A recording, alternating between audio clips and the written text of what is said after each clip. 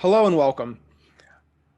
I have some really great information to share with you about how a corporation that I work for used some really great open source software to produce an absolutely fantastic looking scientific document and automated this system with collaboration, and we had a great time doing it. So this is a documentation workflow loved by both data scientists and engineers alike. I'm this guy. I'm generally wearing a top hat and scarf at conferences, so in that spirit, I'm wearing one right now. Lawyers say it's a good idea to display and read this. The views expressed herein are my own and do not necessarily represent the views of my employers or associated organizations, past, present, or future. I work for Target. I'm based out of our tiny Pittsburgh office on Robotics Row in the Strip District. Like most other tech workers, I'm working from home during the pandemic, so I'm recording this from my home office in beautiful Wilkinsburg, Pennsylvania. I run Code and Supply, a Pittsburgh-based organization of more than 6,000 software professionals. We run a co-working space in which we normally hold meetups, and we run some conferences you may have heard of, like Abstractions and Artifacts. I've been involved in MetaMesh since its humble beginnings as a bunch of 20-somethings trying to build a citywide mesh network. In 2020, we're actually kind of getting there as we pivot to being a nonprofit wireless ISP. So the task before us. Our manager came to us one day and told us about an upcoming offsite meeting in which we'd been asked to present about the work we've been doing. A part of that necessitated a write-up detailing about how our product worked at a high level. Multiple people would be consuming it. We knew that we needed a well-designed document that could be easily read when printed, but also take advantage of the aspects of hypermedia that we were using to distribute it digitally.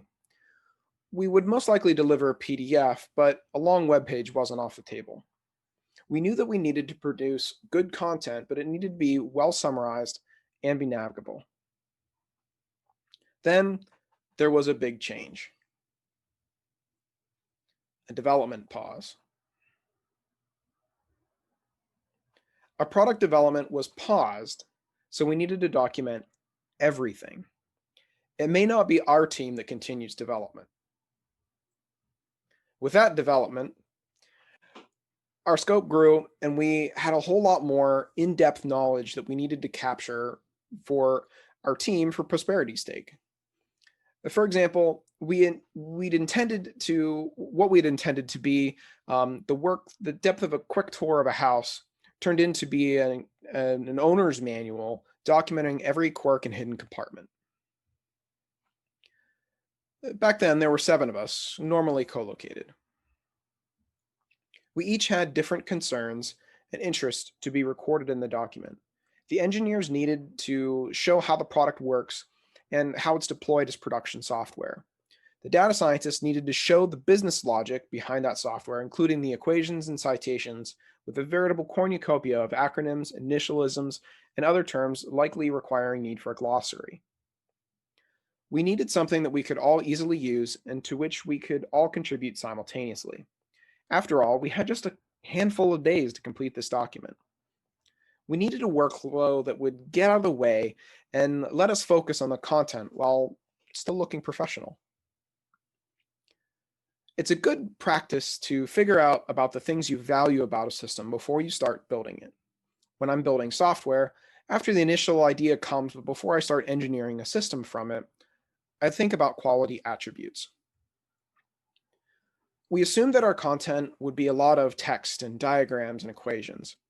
We wanted a markup format that was very easy to read, but preferably didn't require a special program to read, as we all like to edit things differently.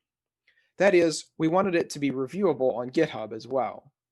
And we wanted to not be able to control the styling within the document, except for perhaps some semantic markers calling out special sections. We wanted to be able to use LaTeX if we needed it, mostly because we knew that we might want to draw a diagram using Tixi, one of the several diagramming packages available for LaTeX. Lastly, it needed to be easy for use for both humans and computers. One command should build the document, and we should treat that document as a build artifact that is versioned and archived. The key idea is this. This concept of treating documentation as source code is probably not novel to most seasoned documentarians, but for those for whom documentation is all too often an afterthought, um, like many engineers and data scientists, this concept can be life-changing. This basically eliminated Word, Apple's Pages, straight-up LaTeX, and even our own Confluence wiki, and virtually every less well-known text format. We considered some of the newfangled tools like MDBook, but found that they didn't have the quality of PDF output and the integration with the niceties of the Pandoc ecosystem. Really, we wanted to avoid this. The team really despised working in Word and strongly wanted to avoid authoring it in our wiki system, which we treat as ephemeral and quickly out of date anyway. So a solution presented itself. We built a solution based on these technologies in a few weeks, while also writing the prose. This got us simple text, easily read, reviewed, agreed upon through our established systems of consensus for source code review, and produced the same way every time. It could even automatically notify stakeholders whenever we released a major new version. The biggest benefit was this, LaTeX without LaTeX. Our final document actually had very little raw LaTeX in it outside of equations and a couple of diagrams that we were simple enough to be redone using TXZ instead of having them as PNG or SVG images. Let's talk about Pandoc, the universal document converter. Pandoc was started a while ago and hit 1.0 in 2008, with the 2.9x release coming out just as we were starting to build upon it in late 2019. Pandoc is written in Haskell, but supports Lua for writing plugins that process the abstract syntax tree that Pandoc uses as an internal representation of the dozens of document format it can read and write. Let's talk about some Pandoc Basics. Pandoc is available in virtually every package manager, and there are downloadable installers available on pandoc.org. Pandoc attempts to figure out the input and output formats based on the file names, but it's oftentimes better to be explicit. This is an example output of running Pandoc on an early version of these slides, which is written in Markdown and actually uses Pandoc to produce the code which comprises this presentation. Break down the chapters and sections into separate files, and Pandoc will simply concatenate the output and the input. You notice the use of filters here. The choice of PDF engine that enables XE LaTeX in order to use Unicode and some other implementation specific features that we liked about XE LaTeX over PDF LaTeX or some other engines. Note the choices about the table of contents, section numbering, lists of figures and tables, and the bibliography. We really liked that command line metadata options could be put into the YAML front matter of the document as well. Metadata and some other options can easily go into the YAML section at the beginning of the document. Pandoc also supports a configuration file containing defaults. I use this in some newer projects to shorten the makefile. Reveal and PowerPoint are supported for first-class output as well. This presentation, as I alluded to earlier, is written in Markdown and simply converted to a Reveal.js presentation. One of the things I constantly say about whether you want to write a build system or build a script is that any sufficiently advanced build script eventually simply re-implements make. There are some Pandoc plugins for Gradle that will allow you to use that ecosystem. I've almost always just come down to using make. There are many common plugins available. We've used SiteProc and Crossref very extensively through this. I've also used them through some other projects that I've worked on in this same stack. Some other cool plugins include code, pulls in files, which is great for pulling in snippets and an external file that might change over time. I'm making extensive use of PanPipe in a workshop that I put together. I put code examples directly into the document, write those examples to a file during the document build, and then subsequent code blocks would actually execute or be the result of the execution of a program on those written files. This made it really great to produce live documentation that was changing as I was adjusting examples, and that I could be sure that my example output was never incorrect. These two together are fantastic for ever-changing data and source code. If you want to write your own plugins, I would strongly recommend writing them in Lua, which doesn't require installing or compiling anything additional. As an anecdote, I needed to recompile PanPipe, and it took about 4 hours on my 2015 Mac, versus if I would have probably rewritten the same thing, the same software in Lua, I probably could have written it in about an hour. So your mileage may vary on which stack you decide to use. There's also Python plugins that work pretty well as well, but Lua built right into Pandoc these days. Images can be in a variety of formats. I tend to convert everything to PDF and then include the PDF version in the Markdown because I know that PDF will look right, versus SVG because SVG output rarely converts fonts to paths. Here, I redrew a diagram using Tixi. It looked a whole lot better than the ping derived from a screenshot of a PDF. Using the Pandoc site proc filter, we can easily enable bibliographical references. Here you can see a BibTeX entry. The next component in this system is Git.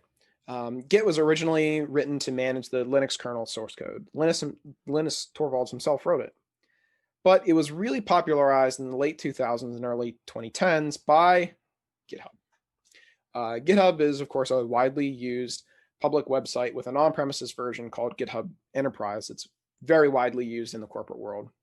You may also kind of mentally substitute in GitLab in almost all cases for this, because the methodologies that I'm prescribing as a part of this workflow work just the same in GitLab. And I've used them in GitLab to produce information for other organizations.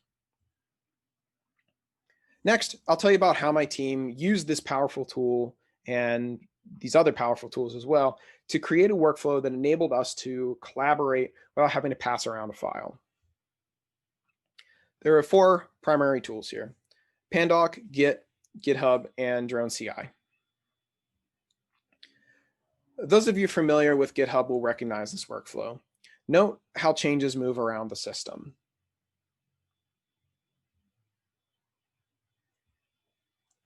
There are some Markdown specific text editors out there. I'm a fan of Markdown because I use Mac OS for work, but all too often simply come back to Vim with a bunch of plugins for easily editing Markdown. One sentence per line makes it easier to suggest small changes to documents during the review process, and I highly stress writing in that methodology. When you limit relevant content to a single file, you can definitely extract a single chapter or a few chapters into a single PDF. This is great for a summary PDF or for testing only one file in a large document as a part of a build process, debugging a build process. Our final paper, which was approximately 45 pages, took about 12 seconds to compile on my 2019 MacBook Pro. Compiling only one section takes only about 2 seconds. Committing is important. You want to use Git commits to tell a story about the changes without necessarily describing in prose exactly what you changed. This is incredibly important over time to make sure you understand why the changes were made. Think of them as letters to your future self about why you made a change. Reviewing is pretty much standard when it comes to code review standards. You're going to have people who are better at copy editing than others. You're going to have people who are better at word choice than others. So your mileage may vary based on your team and their ability to be good copy editors. I do a whole talk about code review and pull requests. So I suggest watching some of those talks or reading some of those talks that I've published in various forums. If you search for Colin Dean code review on your favorite search engine, you'll almost assuredly find it. Using automation like code owners in GitHub is super important because people will get automatically assigned and notified that they have review work to do. Every time I've not set up a CI system on a repo using this template, someone has managed to merge to master something that breaks the PDF build, and it's been difficult to track down. I know what to look for now, mostly that LaTeX doesn't like Greek letters inside of formatting, inside of equations. And that's actually apparently no longer a necessary practice. It was a habit of the mid-2000s that some people still do. Use GitHub's review system as it was intended to be used, and you'll be in pretty good shape. The big thing is establishing a consensus on any changes that you're making. This was not without some pain. Some things were easy to fix, others were hard, and some are actually even still unresolved. Some things that we hit at first were problems with installing dependencies. Of course, MacTech is a very large download. It's almost a 2 GB download. Downloading that over the corporate VPN was kind of painful sometimes. Some folks had difficulty learning Pandoc's flavor of Markdown. Also a little bit difficult at times, especially when it came to tables. The way that Markdown, or the way that Pandoc handles regular Markdown table format is more restrictive than Pandoc's own built-in way of handling tables that's a lot more expressive. We had some people who said, why can't I just use LaTeX? I'll talk about them more in a little bit.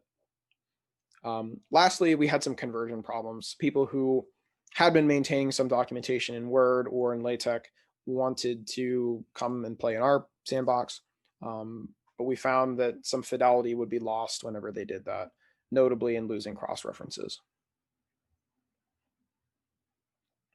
Some other things, we had this incomplete WYSIWYG story where folks would be trying to compile their document and not understanding why things weren't showing up. Rather than using like Word, where you're literally WYSIWYG, or using a LaTeX editor like Lix or Text Studio, where you can press a button and immediately receive an in-editor feedback.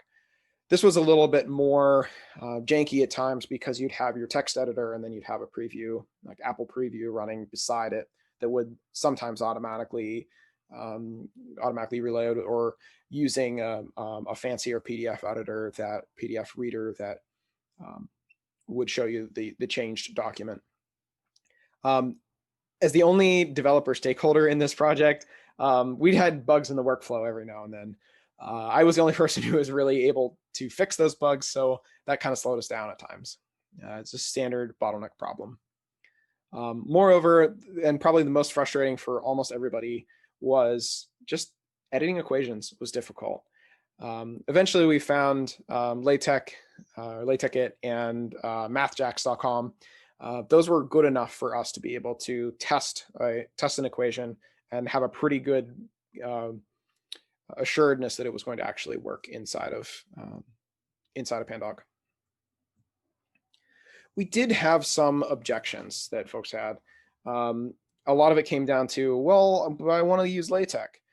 Okay, that kind of works. You can do that, but you have to own that file, because we don't want to have everybody else in the team learn LaTeX in order to be able to manage your one file.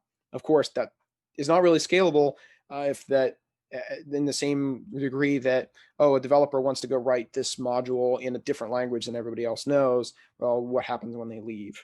LaTeX is a little bit easier to learn than like a new programming language, but LaTeX is a programming language, so there would be some safeguards that would have to be in place in order to make that really happen. Some folks also wanted to write in whatever, like Word or LaTeX, and then export to Pandoc Markdown. But there were some nasty sharp edges that we found in that process as well, because there was an additional transformation and they wouldn't always propagate their changes back. The greatest risk of these additional transformation tools was overwriting. Transformation output overwriting other version files bit is pretty hard. On 3 or 4 occasions, we had some major rework because of it, amounting to several hours of making the same changes over again. In a subsequent use of this system, which I'll talk about a little bit later, one person strongly preferred to use LaTeX and another really strongly preferred to use our Markdown and convert both to regular Markdown and be versioned. So we had both the LaTeX or R Markdown version in the repository and the Markdown version. This went okay, but we have some caveats. I recommend avoiding this entirely. Store the original document in the repository and adjust the build system to handle the conversion from the old format into something that works with Pandoc. But you don't have to take my word for it. One person on my team, a PhD who loves LaTeX and still uses LaTeX for a lot of things, said, this leveled the playing field for contributions. It's great for collaborating and building documents with all of the features of LaTeX. Because you can very easily drop down into LaTeX within the Markdown document, because what Pandoc is really doing is just converting anything that it doesn't understand in the Markdown document to its own abstract syntax tree. When it encounters LaTeX, it just treats it like LaTeX text. The negative, though, we did find that there were some problems with fine level control of positioning for figures and subfigures and whatnot. They were just kind of small things that bothered us, and we haven't ever really figured out how to put a graphic on a specific page. We've almost always just let Pandoc figure out where the figure should go. Current use. Our leadership was quite impressed, not only with the document that we produced, but also the system that we produced to produce the document. We've since expanded its use to many other teams, including one that's a fork of my original repo as a basis for a documentation project across several different teams. Content is brought in via Git submodules, where each repository is actually its own document as well. One person inquired about writing a book using this system, which is pretty awesome because the basis of this system was actually what was used to write the first edition of a friendly introduction to software testing by Bill Laboon. I've used this system subsequently for a yet unreleased compensation survey project that I'm doing for Code and Supply. This was comprised of many tools, notably, of course, the ones that I've been talking about, Pandoc and Zatek, Make, Git, GitHub, but of course there are many other in here as well. MacTech was our chosen tech installation because we're all on Macs. Pandoc Crossref and SiteProc plugins that I talked about. Tectonic is another LaTeX engine written in Rust that automatically downloads modules. So it's a very, very small installation base, very small and nimble. Unfortunately, it didn't support all of the things that we were looking for. LibRSVG is what we use to convert our SVGs to PDF. And Proslint was a fantastic tool for catching copy editing mistakes and archaic terms and overuse of the word very and a variety of things. In fact, when I was working on some revisions to this very presentation, Proslint caught that I was using the word very in multiple places. So if you go back and listen to this presentation at some point in the future, you'll find that I'm almost never using the word very. Lastly, I want to call out Docker and Pandocker. Pandocker is a specific container that has a lot of the Pandoc ecosystem inside of it, widely used for being able to use Pandoc inside of a container, which we use inside of our our drone CI system.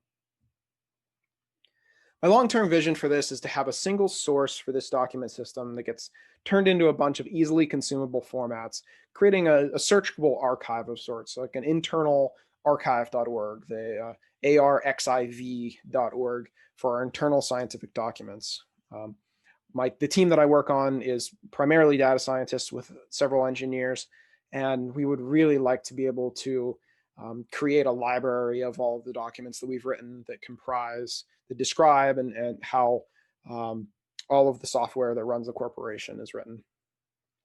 And then, of course, their style. Our documents used mostly out of the box Pandoc and LaTeX with a few customizations. I'll probably leave Computer Modern as the font because it just conveys a certain air of respectability. So when you get a chance, go check out Pandoc at pandoc.org. Some references and attributions. I used a few icons from Font Awesome, and then of course I would be remiss not to mention A Friendly Introduction to Software Testing by Bill Laboon, the source code on which a lot of this is based, and it's also just a really good book by a good friend of mine. You can find the raw source for these slides, including the build system that helped build the slides, on my GitHub repository, and of course a rendered version will be available on my speaker deck profile. That's all, folks. Thank you very much for watching, and enjoy the remainder of Ohio Linux Fest 2020. Bye.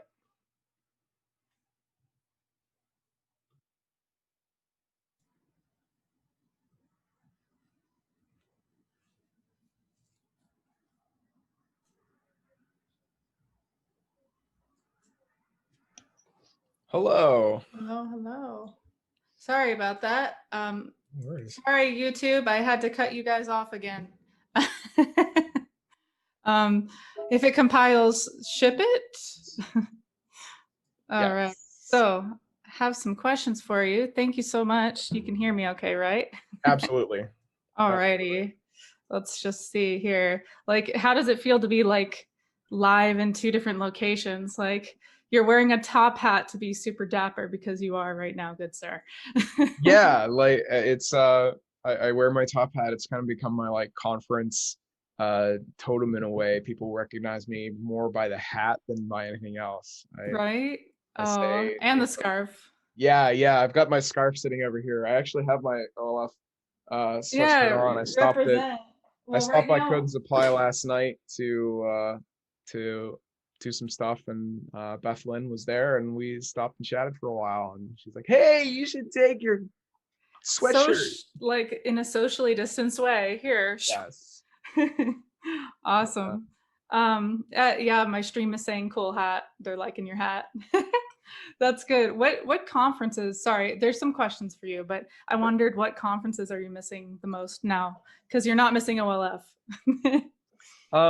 So I ran Hardfacts back in August. Hardfacts is a Code and Supply conference on mental health for software professionals, and I was missing the physical presence of people there, but we still got a reasonable facsimile of it with our online presence. That's what we're hoping for, the reasonable facsimile standard. Yes. Likewise with DevOps Days Buffalo. I enjoy going up to Buffalo for that conference. Yeah, you have people saying, pass my congrats on to Colin in Pittsburgh, heart. So I want to talk PDF because there's a few questions here about, is it an open standard? You know, how do you feel about it? People, you know, what is your thoughts on Adobe? And like, you know, it is a standard that everybody uses. So do you have any opinions, I guess? Yeah, so it's my understanding that PDF is an open standard. There are I think PDF up to like 1.5 of the open standard. I know that Adobe puts some proprietary stuff into their into PDF documents that their particular software produces, and most open source software and pretty much everybody who's not Adobe just uses the standard. 1.4 was the kind of the target standard for a long time, and I think almost everything's moved to 1.5 by now. I think 1.5 came out like 3 or 4 years ago. Yeah, it's an open standard. And I guess another question, see, I have a lot of kind of end users, so Sure. they so basically, like, what is your favorite PDF reader and why? I also have some Q&A in the Zoom chat to send over. Sure, yeah. Let's hit PDF stuff first. Yeah. So I tend to use Apple Preview most of the time. I'm on a Mac for work, and a Mac. It's kind of split pretty evenly between Mac OS and Windows and Linux for my home stuff. And I'm using Apple Preview a lot of the time. On Windows, I like Foxit. Oh yeah, I really Foxit. try to avoid using Adobe Reader as much as I can. I've got just too many stories of Adobe Just Reader. wait, like, let me edit this. Oh, I can't. Oh, I have to pay. Oh wait, it's okay. There's another pop-up. Yeah, that's basically my experience. Yeah. Yeah. On Linux, I just use whatever works. I think Events was the big thing back in the day that came out of I can't remember the name of that project now. Events was like the PDF reader from a kind of niche distro that just kind of took off everywhere. Yeah. That's Yeah. Yeah, so I guess people are wondering about like the scale and of being in a big corporation and having to scale up to it, and like what was your experience in just thinking at massive scale for things? Did that come into play? And like, Not so much in um this particular project. And when we were working on the product that we were working on, which I unfortunately can't talk about, we did have to I work get that. at a very, very, very large scale. I can say that it dealt with basically a tremendous amount of data. Over 9,000 data. Okay, gotcha. Yes. And that was an adjustment for me. I've worked on certainly gigabyte scale. I've worked on terabyte scale data. I have not worked on petabyte scale data before. Wow. That was an adjustment for me to deal with. And just oh, go ahead. Sorry. Yeah, this and then this product, this particular thing, like we were working with a lot of data, but this when we were writing the document, a lot of the work had been done, so we were able to very clearly write down in concrete terms, as well as using good old-fashioned equations to represent what we were doing. It's one thing. There's two different representations whenever you're trying to express how business logic is formed. Like, you can write things in equation format, or you can write things in code. And our target audience, for the most part, was expecting to read equations. Yeah. I wanted to set up something that I was able to write in code in some places, and we ended up eventually writing a little bit of code in the document, although that wasn't the primary way of conveying what we were doing. Yeah, and I guess this is kind of just a general question. Like, what makes you prefer this workflow over others? Like, did you try other things that failed miserably? I'm sure the answer is yes to that question, but As I said during the presentation, we really, really, really wanted to avoid the constant renaming of a single like binary yeah. Word file. Like that's a special level of hell, and I just didn't want to deal with it. It's really good that you knew that ahead of time, because as I talked about in my talk, that was far less advanced, but just essentially picking a standard and like running with it, that speaks volumes. Yeah, thinking about it, it's a life-changing exercise to be able to consider something from what you want out of it. Like, I was a longtime Linux user, and I specifically chose to purchase a Mac because I wanted something that I could close the lid and it would reliably be ready to go the second I reopened the lid. That wasn't the only reason, but that was a major reason. And now I'm finding myself going back to Linux because I don't have that requirement. Right. There's some other things about Mac OS that I don't need anymore. The rise of Docker has changed my life. And now I find I want to use Yeah. Docker everywhere. Yeah. We had a talk. I don't know if you were in our talks or in the BOFs. I think we talked about Docker. We had like a container talk. We had a container all the things talk. We had a lot of stuff going on for the, but you're more than welcome to. I think we're going to end up spinning up another one at the end of today.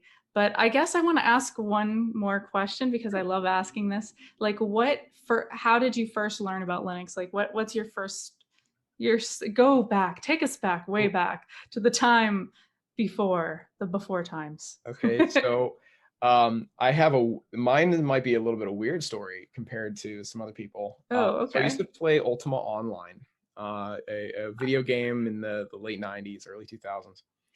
And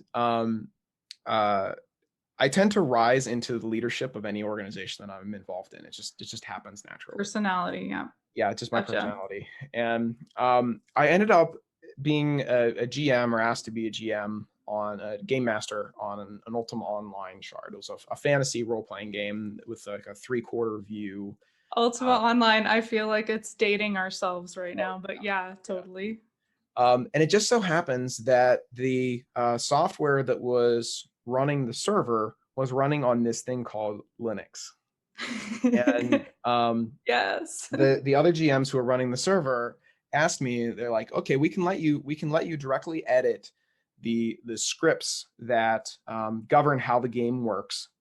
But have you ever used Linux? And I'm like, no. And they're like, have you ever used DOS? I'm like, yeah, I've used DOS a good bit. I was 13 or 14 at the time. Okay. And they're like, okay, well, here, go read this website. And I think it was like the Linux documentation project. And so it was in like 2000 or 2001 was the first time that I ever connected to a Linux server, and I was like using SSH to connect to this Linux server. And then in your mind, you were like a kid, sort of, so that this was just like what you needed to do to get the result of having exactly. And it was like a month later or so, I just happened to mention in passing to my mother, who was always very much like, buy me anything that I wanted that was related to learning, because she was a teacher. Oh, very cool. She bought me this box. It was called Linux for Windows. And what it really was a live CD with Fat Linux on it. Linux distribution. It was one of the first live CDs. Very cool. And I used GIMP, and I basically used Linux for a summer, and it was really awesome. And so I love how your story is like, I used Linux, but I didn't necessarily know at the time that was what I was using. Yeah. It was a cool requirements-based way to do it. Like there's a lot of people who come to Linux, come to free and open source software through a philosophy, but not necessarily requirements. Yeah, exactly. And that's I it's love another that. valid way to do it, you know. And that's actually my favorite quote, and I might steal that. Like, they come into Linux with a philosophy, like through the philosophy. I think that's why we get the warm and fuzzies about it. But thank you so much for your time. Oh my goodness. Like, thank you so very much. I was like, I want to have more birds of a feather so we can like keep this going forever, because this is a wonderful conference experience. Thank you so much. Thank you very much, Nixie. All right.